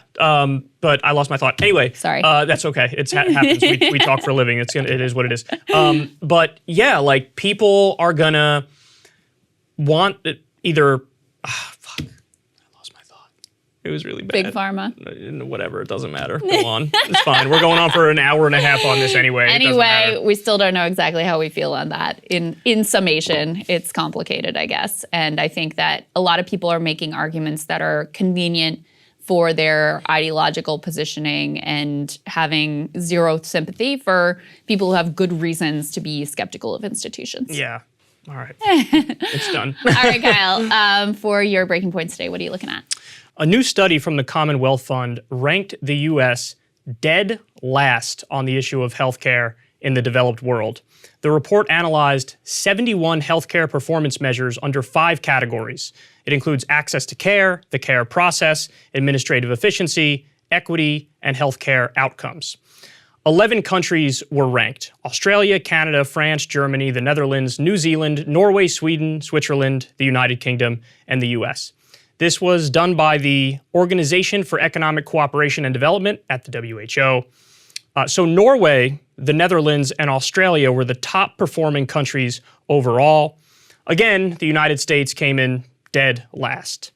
The US ranked last on the issue of access to care, administrative efficiency, equity, and healthcare outcomes, despite the fact that we spend 17% of GDP on healthcare, roughly double what other countries spend. We only did well in these areas here. Rates of mammography screening and flu vaccination for older adults, as well as the percentage of adults who talked with their physician about nutrition, smoking, and alcohol use. Those were the only categories. 50% of lower income Americans said that cost prevented them from receiving care. That would be 0% in every other developed country. 25% of high income Americans said the same thing. It's really an astounding fact if you think about it. We also had the highest infant mortality rate and the lowest life expectancy. The US has been in last place, get this, for all 7 studies the Commonwealth Fund has done on healthcare systems that they've released since 2004. There's a devastating quote from one of the people involved in this study. He said, "If healthcare were an Olympic sport, the US might not qualify in a other high-income nations." So do you get that? It's not that maybe we have a shot at the bronze or the silver or the gold. We wouldn't even qualify. One study has claimed that 62% of bankruptcies in the US were caused by medical issues. Yet again, this is not a category that exists in other developed countries. They have no medical bankruptcies. In the US, we have up to 500,000 medical bankruptcies every single year. Now, beyond that, the Political Economy Research Institute at the University of Massachusetts Amherst found that single-payer healthcare would save the US $5.1 trillion over a decade. That's right. So single-payer Medicare for all system would save $5.1 trillion over a decade. That's hard to wrap your mind around, but really when you get rid of the price gouging middlemen, of course you're going to save money. I haven't seen a single segment about this on CNN, MSNBC, or Fox News. And in a world that made sense, this would be a giant scandal, and it would be a scandal that they talk about for at least a week straight. Giant study, we know is credible, and yet again, we're dead last on this issue. Nobody's talking about it. The Democrats aren't talking about it. Joe Biden isn't even pushing for a public option, never mind Medicare for all. And the America First people who want to make us number one on the right haven't said anything about it either. So where is the hair on fire coverage? Well, you're not getting it, and you're not getting it because the media is broken. The reality is, this is because a bunch of mediocre morons are hired on those networks. I don't think Wolff Blitzer is all that profound. And honestly, the networks are swimming in cash from health insurance companies and big pharma. And so the corruption prevents them from talking about this issue. And so you have to turn to shows like this for it. Now, I wish they would talk about it. I wish it wasn't just us, but we're the only ones talking about it. And really, Krystal, this is something that's heartbreaking to me. I don't understand. I don't understand for the life of me, even though there are these institutional factors and there's the money angle and there's the fact that they're not that bright, I don't understand why this is the case. And it's hard when you realize we're the only ones that are doing this. There's actually a lot to say about this because, it's actually worse than just they don't cover it. Because you remember during the Democratic primary debates, I mean, anytime Medicare for all came up, it was always framed from the right-wing perspective of like, you're going to be able to keep your doctor. Or what about the people with private health insurance who love their private health insurance and want to keep it? That was always the line of questioning rather than, oh, hey, we're last in the entire world. Oh, hey, life expectancy has literally been declining for now at least 3 years straight. Oh, hey, what's going on with, the fact that we have these medical bankruptcies and people who literally can't keep body and soul together because they got sick. it was never ever framed in that way. And it's not an accident. And as you point out, if you watch CNN, every other commercial is for like some big pharma product, et cetera, et cetera. That's where their bread is buttered. And so they carry a lot of water for that industry. But it's especially jarring at a time when they are professing to care profoundly about public health, right? So if you turn on CNN, and understandably so, right now you'll get a lot of segments about coronavirus and the impact of the pandemic and rates about people getting sick, people potentially dying, super spreader events, all that stuff, with the idea that, hey, public health is really important and we should care whether people are getting sick and dying. But they only care about it to the extent that it feeds into their particular positioning in the culture war. So because with coronavirus, they're able to have this very clear narrative of the Democrats are good and they care about it, and Trump and the Republicans are bad and they don't care about it. So they can make it into this like very simplistic Democrat versus Republican narrative without challenging really any of their, corporate sponsors. And so this is very convenient for them. If they actually cared about people being healthy and being able to get treatment when they get sick and not go bankrupt just because they were sick, then they might care about this. But that's obviously not where they actually have their concerns. Yeah, you make an interesting point that I never thought of before, that yes, it is the case now that COVID stuff is in the realm of culture war, because the right has really, made a thing of downplaying COVID and oftentimes dabbling in some conspiracy theories that aren't true. Mm-hmm. And so the response to that in liberal circles has been, let's do the equal opposite thing, where if anything, they overhype certain aspects of it. And, yes. I know you're going to get into this in a little bit. Yes, I am. But, so it is in the realm of the culture war, and that is the ground that they're fighting it on. Now, the interesting point is, you pointed this out, you can keep your doctor under single payer systems. Right. You actually can't keep your doctor under this system. And I know because it happened to me. I had one health insurance company, I had to switch to another. Yeah. And they said, this one you want to go to is not in network. Yep. So funny enough, the same thing that they fearmonger about when it comes to the single payer systems is something that we suffer from here and they don't suffer from.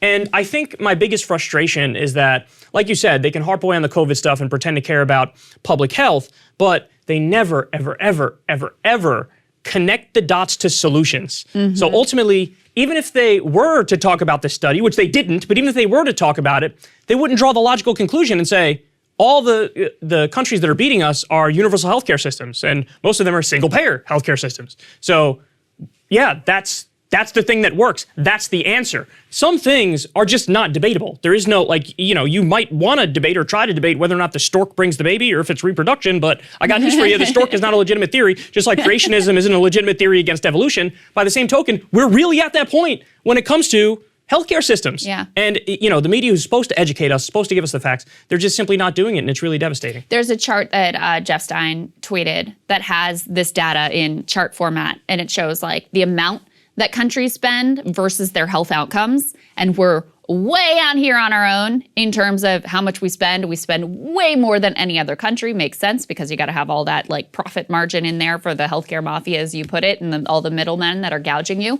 Way out there on our own in terms of how much we spend, and then way down here at the bottom in terms of what our outcomes are versus every other developed nation.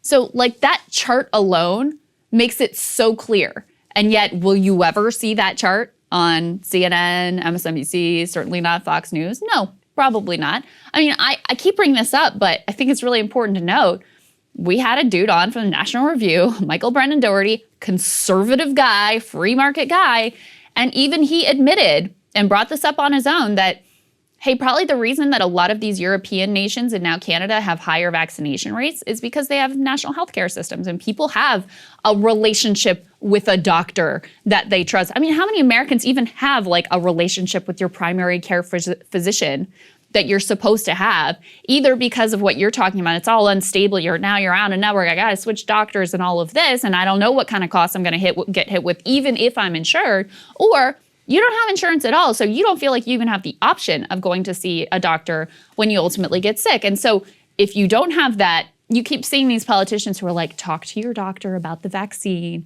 get advice. I don't have a from doctor. Like, how many people actually even have a doctor that they know or trust to go and like talk about something like that with? And that fuels exactly the kind of bad health outcomes overall in vaccine hesitancy. But again, you will never hear that anywhere on mainstream news, or if you do, it'll be like some expert that's never invited back on because it's challenging to their narrative. It doesn't fit into their culture war point of view, and it, is uncomfortable for a lot of their advertisers. Right, and this is particularly frustrating to me because I actually want to have the #1 infrastructure in the world, and I would love to have the #1 healthcare system in the world. Yeah. And the honest truth is, we're not even in the conversation. Nope. We're in the minor leagues. We're in the minor leagues when every other developed country is in the major leagues, and it's heartbreaking. Yeah, it's embarrassing. All right, so Krystal, what are you looking at today? Well, relevant to this conversation, the New York Times being called out by experts for spreading COVID misinformation thanks to a fear-mongering article about kids and so-called long COVID.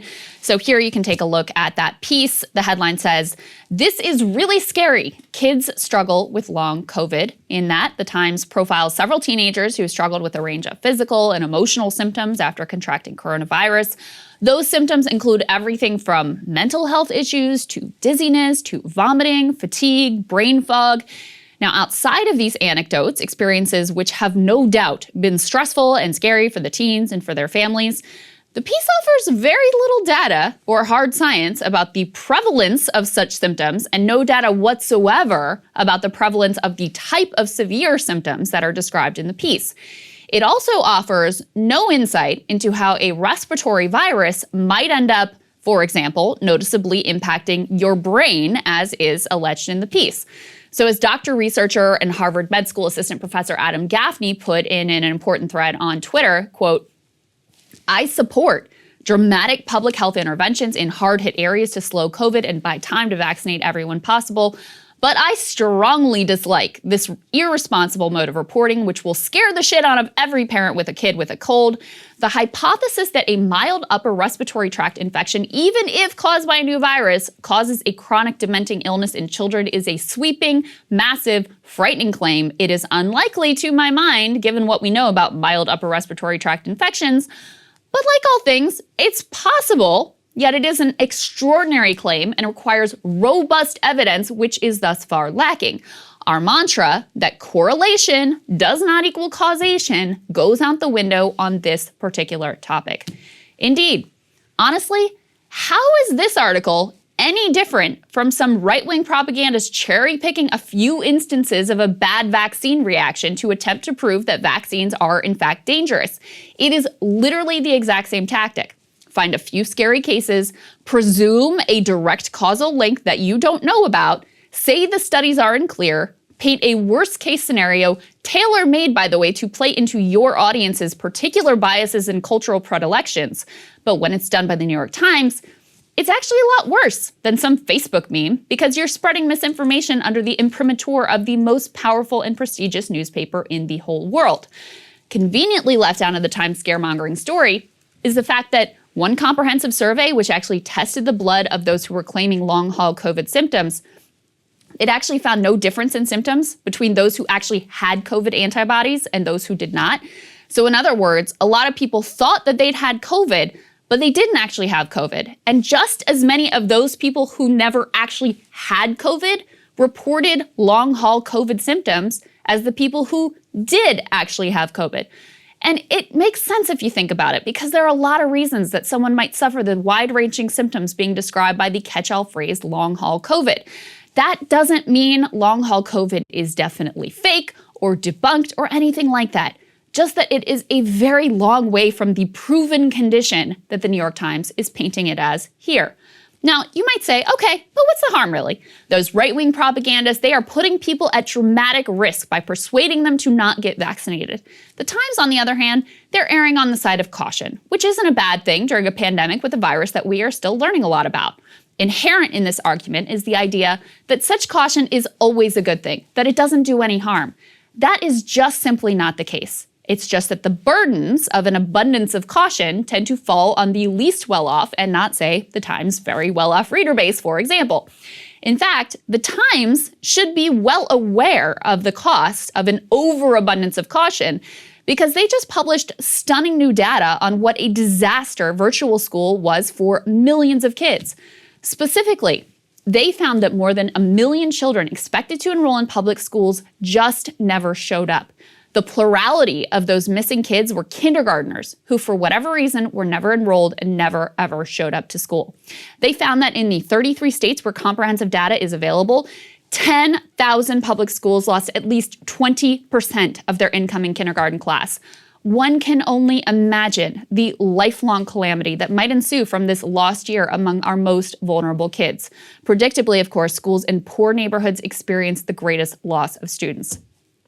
So pushing terror on parents that could lead to school closures is not, in fact, a victimless crime. It's just that the victims come from families unlikely to pay for a New York Times subscription. And this is how class politics works, folks. If you're the Times' affluent audience, another year of virtual school, it's going to be a pain in the ass, but your kids are going to be okay. You can afford to err on the side of preposterously cautious. Not so for kids in households where time, money, and internet access are incredibly scarce. A year of virtual school turns into a year of no school at all, which turns into a lifetime of struggle. And by the way, if you're worried about death, being poor in America means you will die around 14 years sooner on average than the wealthy. Look, closing schools and other extreme precautions were understandable in the early days of the pandemic when we truly did not know how at risk children were of serious illness. But now we know, and thank God, the risk of serious illness for children, even with the Delta variant, continues to be relatively small. The social, education, and psychological costs of shuttering schools, however, were not small. Please, for the love of God, be responsible in your reporting on COVID. The stakes are high, and the material benefits of the additional clicks from your scaremongering are very, very low. And Kyle, I know this is something you've been tracking closely with the vaccines. A lot of these news outlets have an interest in painting the scariest possible scenario because fear sells. I mean, you see this consistently in mainstream media outlets. Whatever is tailor-made to freak out their particular audience the most, they lean into, even if it ends up completely misleading them and creating what is truly misinformation around the likelihood of these symptoms impacting your kids. Yeah, they think that since it's misinformation for the proper side, it's not really misinformation. Like you said, if anything, it's just being overly cautious. Right. But yeah, no, I mean, I've talked about this quite a bit. I think that it's been wildly irresponsible, not just the way the New York Times has covered it, but virtually every mainstream media outlet cites these numbers that are totally bogus numbers. And that's not just me speaking. There's so many experts on this that say, you guys are citing bogus numbers. So again, the classic example. The White House was pissed off at them for they're spreading misinformation about vaccines and how effective they are. So you've seen, I'm sure you guys have seen a million headlines that are like, Johnson & Johnson shot only 66% effective, or with the new Delta variant, this thing drops to 60% effective, or whatever it is. No, if you click past the sensationalist headline and you go to the actual details, you find out very quickly that across the board, all the time, there's inevitably a line in there, one line that's 3 paragraphs in, that's always like, actually, to prevent severe illness, hospitalization, and death, it's still over 95% effective. Right. You're like, but that's the number. That's the only number that matters.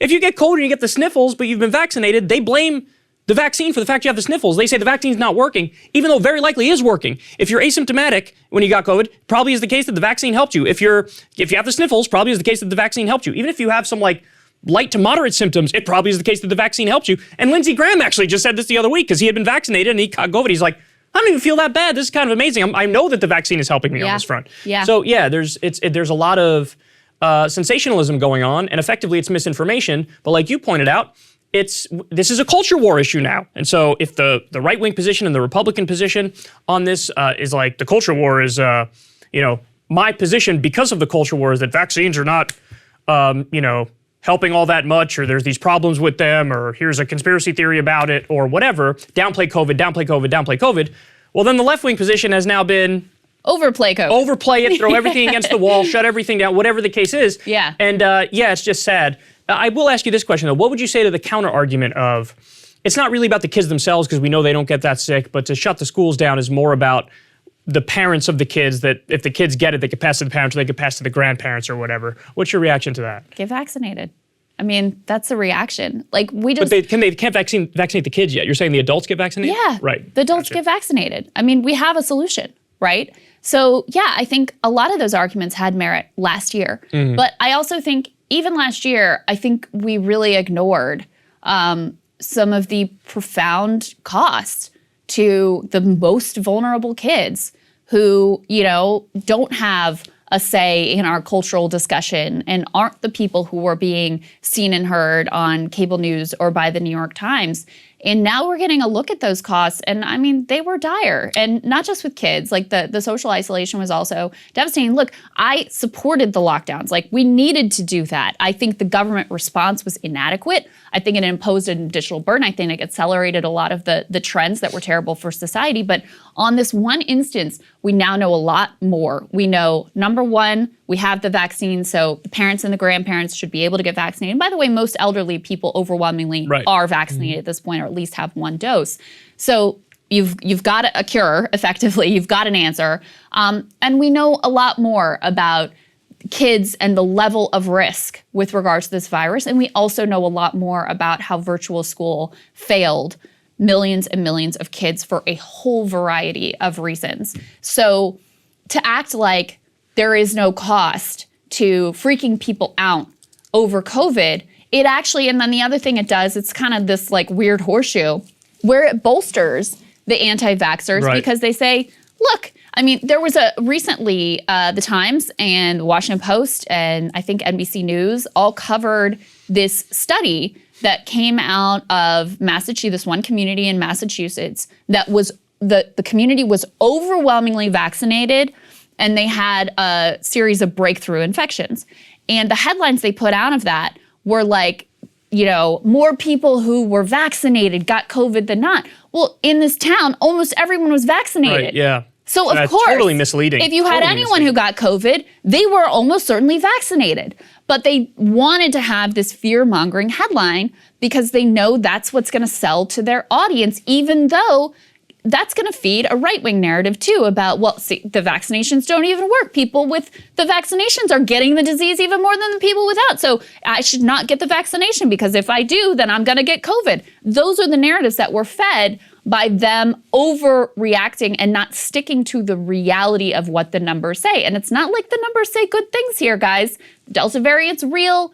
Yes, it is predominantly a pandemic of the unvaccinated. If you are vaccinated, you are almost certainly good, but you don't have to oversell this narrative to show people that there are, that there are dangers out there and there is a real risk, especially for people who don't get the vaccine. Yeah, that's true. Not to divert the conversation or anything, but I will say real quick, because you mentioned lockdowns there.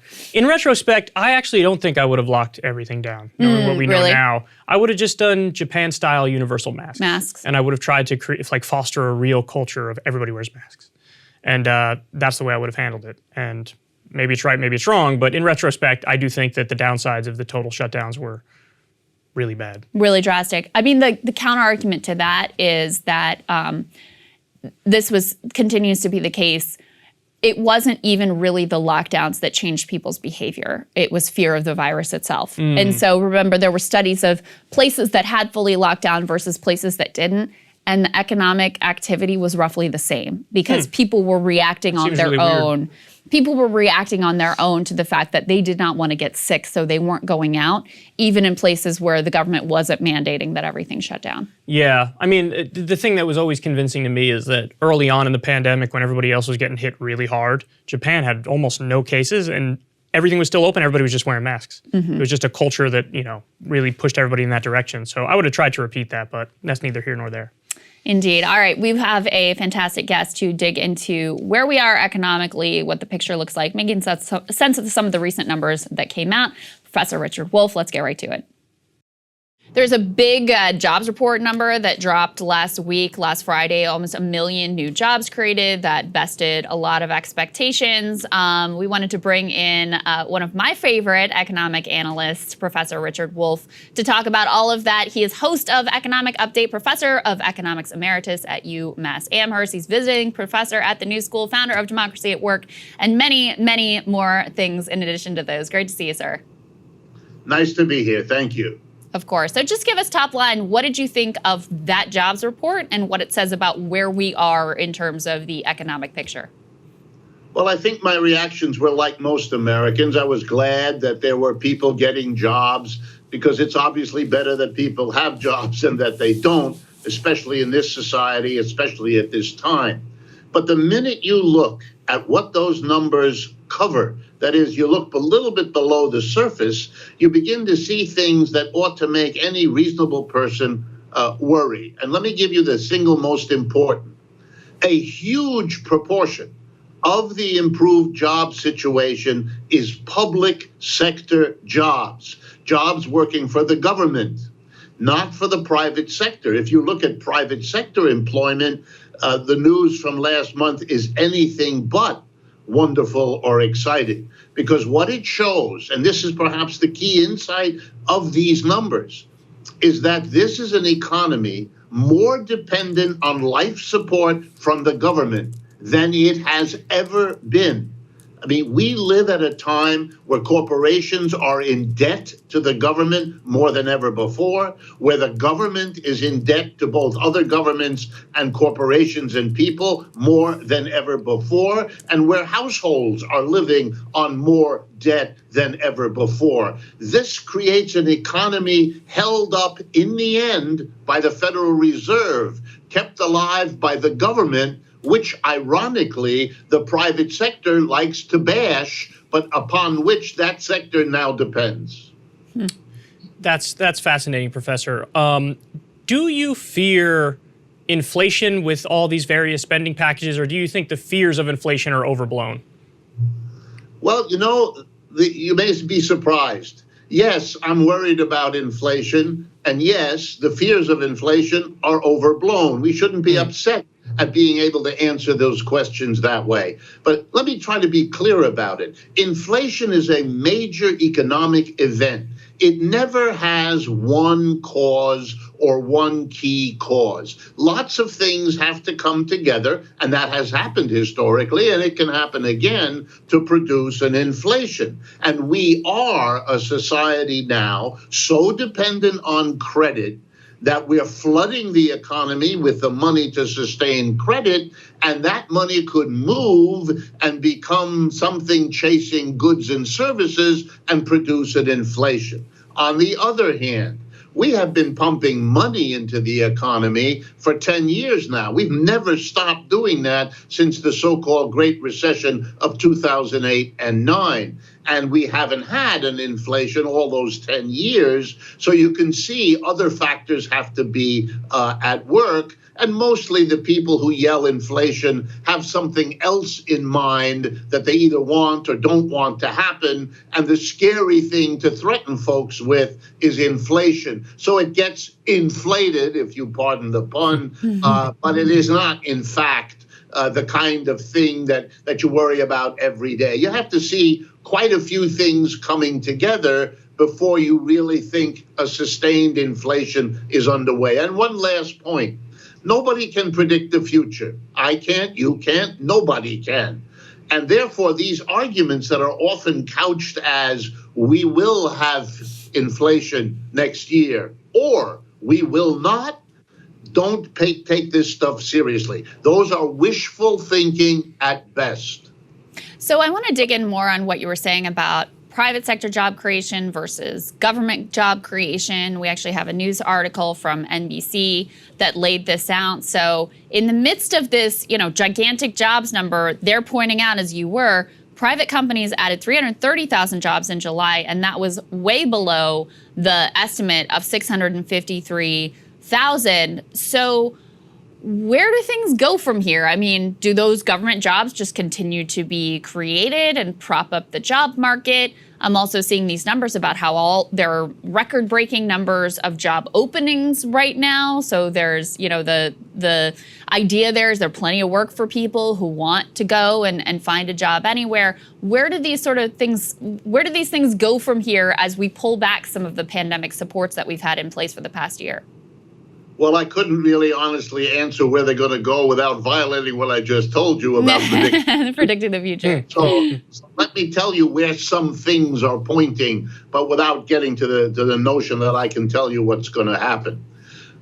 We are a society that was unable to respond to the COVID disaster because fundamentally the powers of our economic system did not want the kind of lockdown, the kind of really closing up tight, no business as usual that was done in New Zealand, that was done in the People's Republic of China, and many, many other countries. We didn't want it.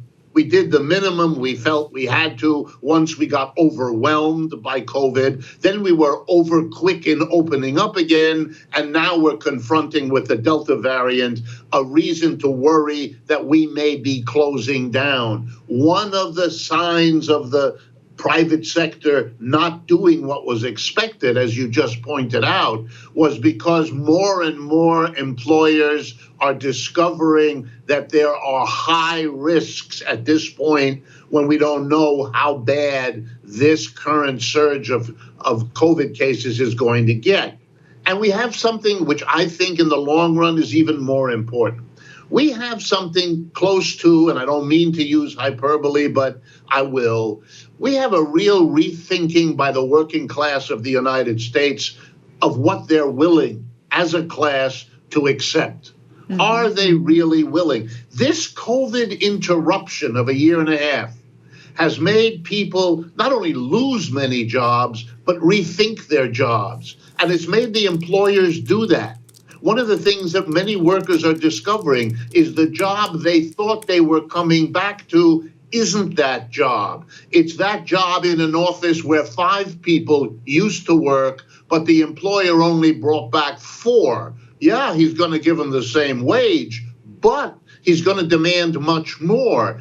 And they know that kind of thing was already going underway, but the break has made it somehow questionable. The quit rate, the government statistics of people leaving their job, angry or bitter or disgusted and wanting to look for something better, is at a rate we've never seen before in American history. Workers are saying we are not ready to be forced into a life of a precarious job, a hit or miss job, cobbling together 2 or 3 jobs, what's becoming normal for the working class. They are now wondering in this country, and that is at the beginning, and that's shaking up kind of everything, and I suspect is going to shape what we see in the future to an even greater degree.